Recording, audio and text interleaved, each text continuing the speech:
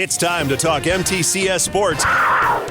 It's Cougar Corner, fueled by Donut Country and McDonald's Murfreesboro. Presented by Tennessee Orthopedic Alliance. TOA. Live your best life.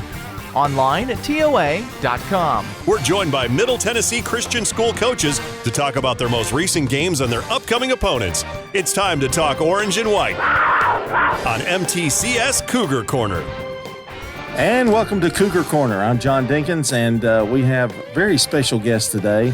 That's right, Jamie Carver, the head coach of the MTCS baseball team. I'm trying to make it nice. I appreciate that. Yeah. Jamie, we're always tickled to have you, and sometimes we don't get you live, so Yes. that's real good. But I wanted to talk a little bit about something that really interested me the other day, and it was a post that you put on Facebook.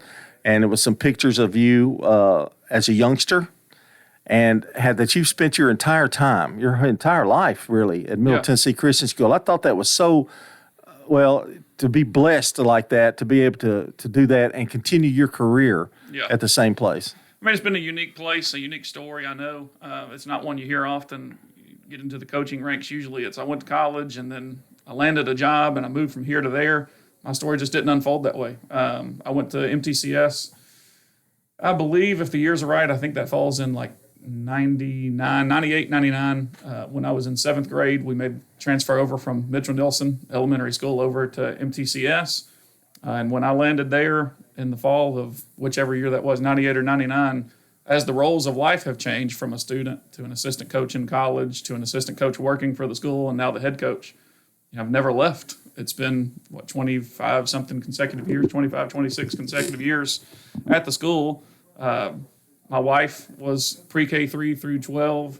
My mother-in-law taught at the school for 25 years. So it's kind of a... So it's not only you, it's family, the whole family. It's a unique story, I know. And, of course, now having my kids go there, Tripp, my son, has been sick the last handful of days. I know a lot of people in the county are dealing with flu. We kind of had it go through our house this week, but he showed back up last night and was the bat boy for the first time this season, and the kids were so elated when he came in. And I know he's excited and rallies around that. But, yes, I mean, the story of the school and my history with it goes back many years. And there's certainly a pride factor there for not only, what the school has meant to my life, but the baseball program, what it's meant to my life. And honestly, being able to see the changes. I'm probably one of a handful of few people who know where the baseball field used to be. Now you park on it. It's the gym parking lot. But I played on that field for 2 or 3 years. And then, of course, pretty much every single game that has been played at Joe Barron Field by a high school baseball team called MTCS, I've been at all of them. It's to me amazing. You just don't hear stories like that. But what really amazed me is you've been through the very early stages of baseball. You've been through part of the revamping, the stadium, and all the changes. And it's one of the best in the state, to be honest. Yeah. And that's why you get a lot of those state spring fling games. That's right. Because they know you can support it. If the field is in great condition and a lot of seating, it's just a really magical place, really. I think for me, the field being called Joe Barron Field, to a lot of even our kids now, they have no clue who Joe Barron is. Mm-hmm. I have Joe Barron's cell phone number. I played with Jordan, his son. We graduated together. Joe's an incredible human being. And I think for me, I have always wanted to kind of take care of our facilities in a manner that made Joe proud. I mean, that was important to me and still is, even to current day. And I think as we've been able to make some of these changes, I've kept him in the loop, and I'll send him pictures and getting a chance to hear his responses, and he'll send me a message every once in a while, is very meaningful to me. But I think there's history there. It's not like that's an accidental thing. It's, Joe coached me when I was 13 years old in fall ball at Page High School. And, there's just history there that probably a lot of people don't know about, but it's history to me that is superbly important. So, well, it takes two. I know it takes a lot of family people working, parents working with the field, helping, and you've got it to the point where it doesn't take a lot, which is good for you, but it takes two, and you're the other part, to be that loyal. And every coach dreams, okay, well, I could go somewhere else here. And, I'm just a little tired of it or whatever. New change of pace, whatever the case may be. But and with the fact that your wife went there too, it's not really thought much, is it really? Yeah, I mean, I don't talk about myself a lot. I just don't. A lot of what takes place with our program has to do with kids. So I don't talk about myself a lot, but as we kind of wrap up this portion of the story, I guess, we had a family come in and do an open house tour at school 2 or 3 years ago. They were moving up from Georgia, and they landed in MTCS on an open house night, and I had to lead them through a tour. And we were wrapping up, and she said, all right, I want you to do something for me. I said, what's that? She said, I want you to define MTCS in one word. That could have been a really in-depth question. Yeah, really. I'm completely blind. I had no heads up that she was going to ask it. I said, easy. And she goes, all right. I said, it's home. Yeah. And for me, that's the truth. Yeah. I mean, from a 7th grade, 12-year-old kid to a 38-year-old family of 4 raising 2 kids now going to the school, it's pretty easy to go to work every day when you just feel like you're at home. And it's been a blessing to our life for sure. But it's a meaningful place. Well, regardless of what Brian says, you have been a pleasure. And I'm just kidding. He hadn't said that. No. But anyway, let's talk some baseball. How's that? Great. Sounds great. And over the years now, we've talked about, we'll start with pitching because Middle Tennessee Christian School has thrown some pitchers out there and have gone on to some careers. What do we got now coming up in the rotation this year? Yeah, I mean, that has been something we've done well the last few years. It's been fun. I know, I had a pretty neat moment a couple of weeks ago. Rice and Vanderbilt just happened to be playing on 2 different channels at the same time, and to be able to watch JD and England throw, at the exact same time on 2 different devices was a surreal thing for me. It was neat, but we have been fortunate. We've really done a good job with pitchers the last few years, and really it's kind of the same song and dance. If we've got an MO this year, we're going to throw it. We're 3 games into the season. How do you find them, Jamie? I mean, how do what did I say? Something in the water, I guess. I mean, it's really been you've been fortunate in terms of pitching, really. I mean, it's been a focal point of mine the last few years, and I'm not saying it's anything to do with me specifically, but it's we've got the Rapsodo device that does the analytics and gives you the numbers, and I've really tried to invest in learning that material and learning how to help the kids understand what their body is doing. And it's just been something that I think we've done a good job with. But, the one this year for us, and I don't want to say the one, we've got several, but of course, Caden King had a great year for us last year as a sophomore. He comes back this year and starts his junior year. He'll throw on Mondays for us. Of course, he, over this past offseason, committed to Texas A&M. I mean, Caden's everything a pitcher you would want on the mound. He's 6'5", 220 pounds. He's going to touch 88 to 91. He spins the full out of it.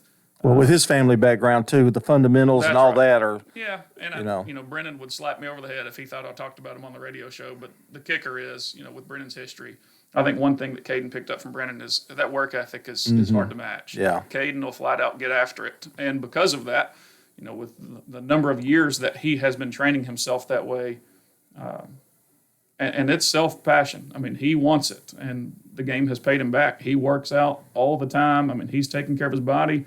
But Caden will throw on Mondays for us, and he's had a great growth over the last 12 months. And, every time he's on the mound, we feel good about our chances. Nate Fogle, a sophomore, is going to throw in those Monday, Tuesday games for us as well. Nate's, going to be mid to upper 80s. He's going to be 85, 86. He can sink it, slide it. He's kind of the kitchen sink guy. He spins the ball really well and is able to pitch backwards and really doesn't have to stick to a traditional game plan because he can kind of throw any pitch in any count, which is super advantageous in getting guys out. And Drew Massengale is a senior this year. Drew's thrown some big innings for us for 4 straight years, very similar to Nate. Almost the same repertoire. He's mid-80s, 84, 86. He spins it well. He's still one of the few that still throws a knuckleball. So he's kind of got he also has a kitchen sink arsenal. But I think, Mass has got that kind of bulldog mentality on the mound. I don't care who we're playing. He feels confident when he's on the mound. It doesn't really matter. He doesn't get caught up in the moments. He can handle it mentally. Kaysen Hill is an electric arm. there's just no other way to say it. I mean, Kaysen's going to run it up 89, 92 miles an hour, and he spins it really well. When he's in the strike zone, he's absolutely electric. That's the thing, is keeping him consistently in the zone. But when he's on, he's really on. Owen White threw for us last night. He's a senior. Kaysen Hill, by the way, is a Samford commit, so he'll be going to play college baseball. Owen White is going to have some opportunities to go play in college as well. We're kind of getting close to closing the doors on some of those, maybe getting to a commitment level here in the next week or so. But Owen, again, is another mid-80s, 85, 87, can run it up higher at times, and another guy who can just mix it really well. Slider's really effective. Eric Bowling is down right now. He's got a hamstring pull from the other night, but he's another arm that's in that mid to upper 80s range. Got a laundry list of them. We can throw it. That's what we're going to be able to do. That's so valuable when it comes to playoffs, and I mean, in a 3-game series to have 3 that you can really count on and more if need be. Getting them enough work may be an issue, really. And that was the thing we ran into this week with them lengthening the baseball season by a week. That kind of changed how we do scheduling. It's pretty historical. We would play 4, 5, 6 games in a week. This week we looked up, we only had 3 games. And in doing so, we get through Monday, Tuesday series, and we've got a bunch of guys who need to throw with only 1 game left to do it. And what you said right there, the challenge becomes getting them enough work, keeping them consistently on the mound, because that's one of the biggest things is once you get on the mound, you want to stay on it, stay in the strike zone. Time off is maybe not advantageous to you, but we were able to get through everybody this week, get all of our arms in, and so I think we had 41 strikeouts in 3 games, so we're averaging almost 14 a game. And that's something we're going to be able to do. Yeah. So and they always say pitching's ahead early, right, and the bats will come along. When the bats come along, we got a shot at being pretty good. That's got to be a good feeling, though, to know the pitching. That's the major thing. Let's talk a little bit about the players on the field. We'll start with catcher. Let's go up the middle, catcher, and then shortstop and center field first. So the catcher, and we are fortunate. We've got he's got to be one of the best. I can tell you very soundly. I've been there for a long time. He's the best catcher that MTCS has ever had. Defensively, he's really good. TJ Finley's a junior. He's going to have a chance to go play in college. Defensively, he's unbelievable. His hand transfer speed, how fast he gets the ball out, his blocking ability, his receiving. It's great to have good pitchers. It really doesn't matter if you can't receive it well. True. And we're fortunate that TJ is about as good as they come back there, and he does a great job. You got a knuckleballer, too. That's right. You know. He does a great job, and a lot of things that probably go unnoticed to the crowd. I'm going to guess in the last 2 seasons, I've only called 3 or 4 single pitches. I mean, he's a very intelligent. He manages our staff. He knows what the guys can do. He knows what I want him to do. Yeah. And he executes the game plan. So he's even calling the game. And that's pretty good because you got 2 guys that like to mix it up a little bit and pitch backwards. That's right. Yeah. But oddly enough, we've started this year off. We've put TJ in the leadoff spot. So he's going to be a big bat for us at the top part of the lineup. I can't promise he's going to hit leadoff every single day, but that's where we've started him now is we want him to lead the team and getting as many ABs as he can. So he's really swinging it well for us. Shortstop, you'll kind of see, just depends on who's pitching. We got to move some guys around. But Kaysen Hill, who I mentioned earlier, Kaysen will play some shortstop for us and hit at the top of the order. Again, very electric, very athletic. He's one who could be an all-state caliber player in 3 different sports. I mean, he's just a great athlete. And, of course, that shows on the baseball field as well. Nate Fogel, who I mentioned earlier, will also play some shortstop as Kaysen slides around to different places. Nate's going to play shortstop, play some second base. He's kind of a spot field guy. Last night when Owen was at third base and he had to go pitch, Nate went over and played third, and he's already played all 4 positions in the infield this week. That's a tough thing, and everybody does it. I mean, almost every high school team does it, but I guess it's maybe even more so at smaller schools a little bit. And but you kind of have it in your head, really, don't you? I mean.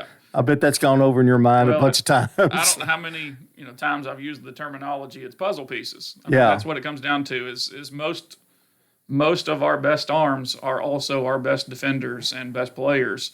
So anytime one of them moves to the mound, you got to slide some puzzle pieces around. And thankfully, we've got some kids who are athletic enough to do it on the fly and really never miss a beat. But they've done a good job of holding down that middle infield. Tate Cantrell, very similar with Nate Fogel, is kind of a guy who can do different things. I think Tate this week has already played second base, left field, right field, and center field. Like, he's been all over the place. But Tate's a great athlete. He can really run. He can track the baseball. He can flat out go get it. And, he played for us most of the year last year, and he was the guy we DH'd for every day. Right? Mm-hmm. He was so good at defense. He had to play for us defensively. And now this year, we graduated 6 from a year ago. He's moved up into the everyday lineup, but defensively, he's really good. He's still there. Yeah, he's really good. Talk about the outfield, then we'll come back to the infield a little bit. So the corner outfield, graduated our whole outfield last year. I thought maybe we ran across the board. I don't remember. You had Yates Guerin, you had Tyler Casserly, Tyler Wilson. So graduate. They were really good. A slew of them. Yeah. Right? And then this year, Houston Allen, a sophomore, he was a guy who, just to be pointed with, he was kind of trapped in the infield. He was going over to third base with our JV team last year. A year ago, he's going to third base in practice, and we looked at him at second base. And it was just a spot where offensively we knew we wanted him in the lineup, but he was stuck in the infield. So we took this offseason and taught him how to play the outfield, and he's landed in left field for us right now and is doing a good job.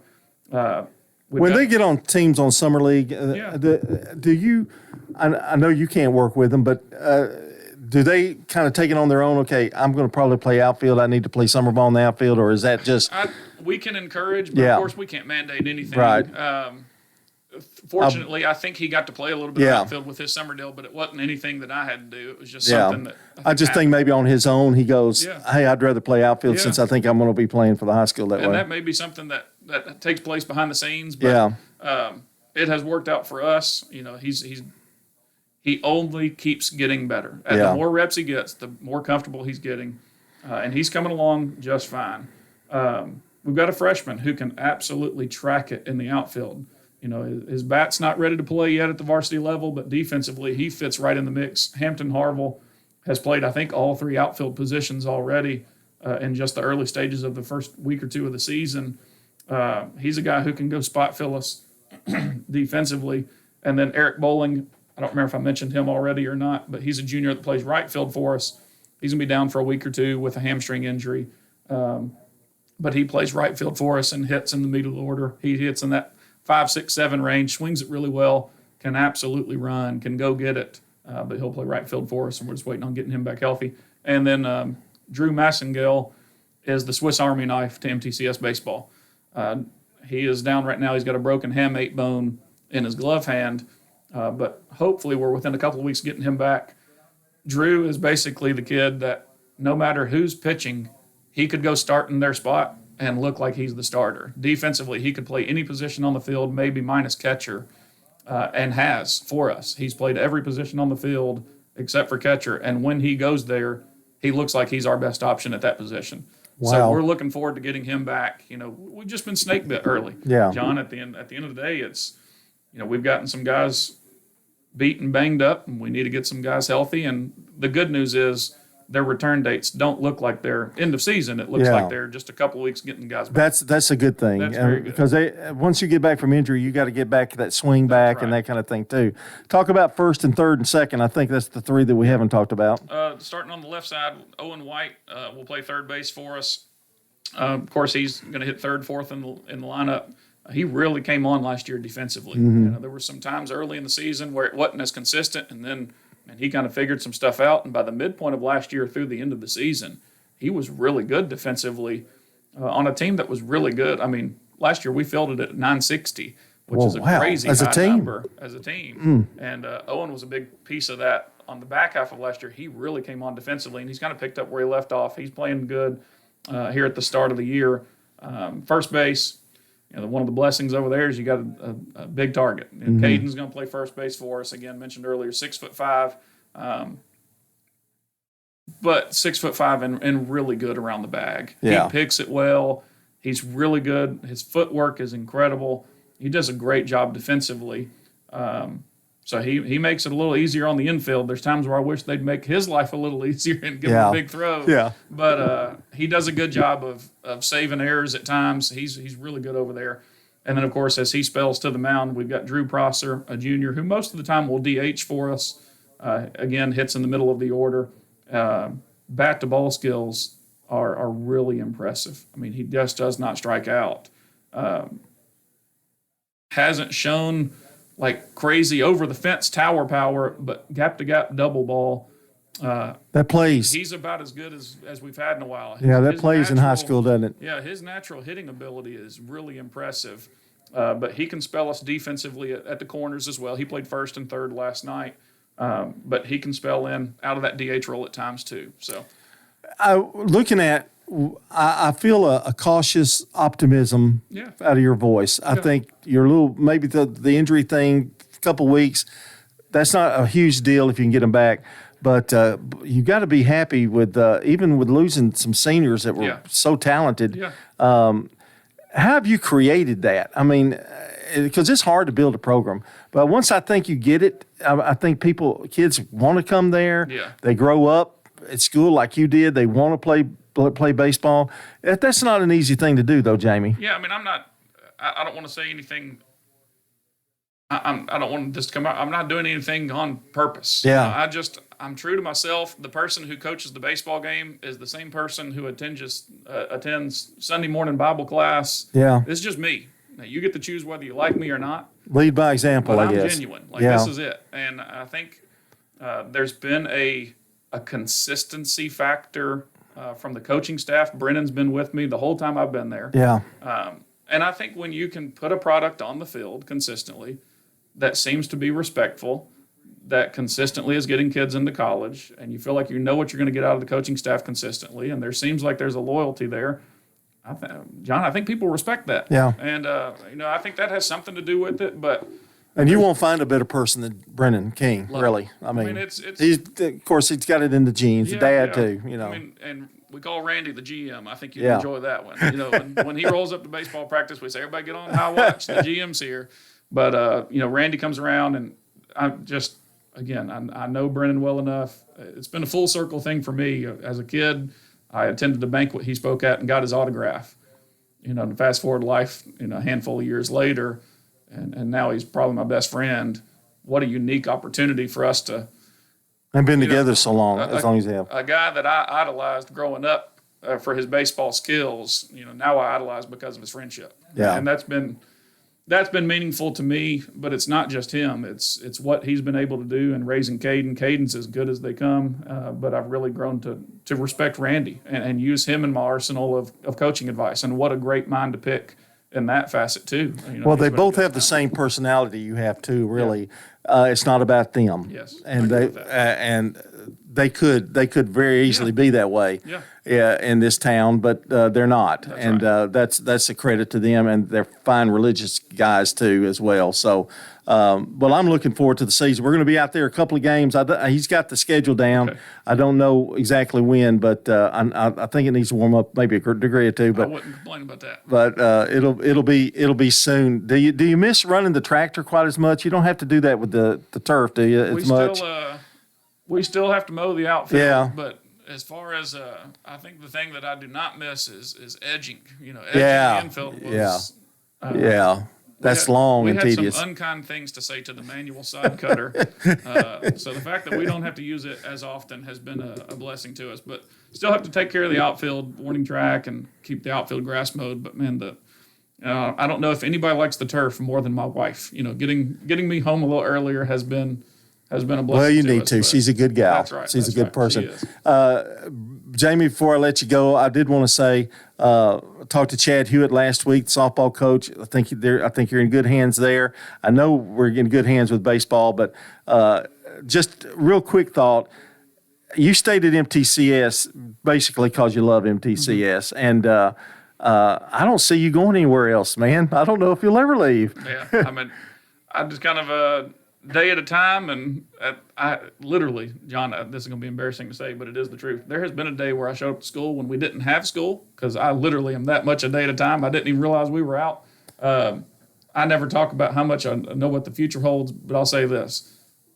I've been there for 25 years for a reason, and who knows what to say the next 25 years look like. It's been a blessing to our life, and I sure am thankful for the school.